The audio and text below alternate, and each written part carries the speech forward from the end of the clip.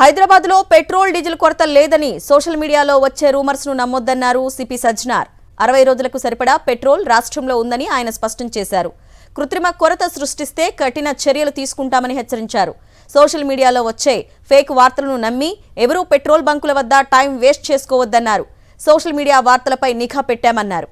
నగర పరిధిలో ఉన్న 186 పెట్రోల్ బంకుల వద్ద పరిస్థితిని సమీక్షిస్తున్నామన్నారు సజ్జనార్.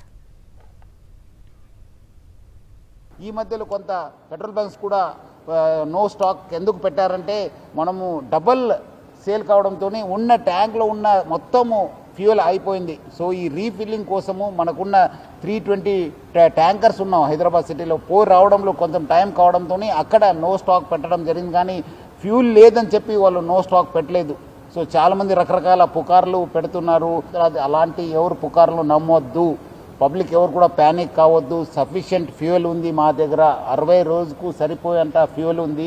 మనం చాలా డీటెయిల్గా రివ్యూ చేయడం జరిగింది. సో పబ్లిక్ ఎవరు కూడా ప్యానిక్ అయ్యి పెట్రోల్ బంక్స్ దగ్గర చేరొద్దు. మీకు సఫిషియెంట్ స్టాక్ ఉంటుంది. ఎవరు కూడా సోషల్ మీడియాలో కానీ పబ్లిక్ చెప్పేది కొన్ని చోట్ల వీడియో సర్క్యులేట్ అవుతున్నాయి. ఎందుకంటే చాలా లైన్స్ ఉండడంతో సోషల్ మీడియాలో బాగా సర్క్యులేట్ కావడం జరుగుతుంది. ఇక్కడ రష్ ఉంది, ఇక్కడ రష్ ఉంది, ఇక్కడ నో స్టాక్ బోర్డు ఉందని చెప్పి. సో అలాంటి ఎవరు కూడా వార్తలు నమ్మొద్దని చెప్పి నేను ప్రభుత్వ తరపు నుంచి, నా తరపు నుంచి, జిల్లా యంత్రాంగం తరపు నుంచి కూడా కోరుతున్నాను.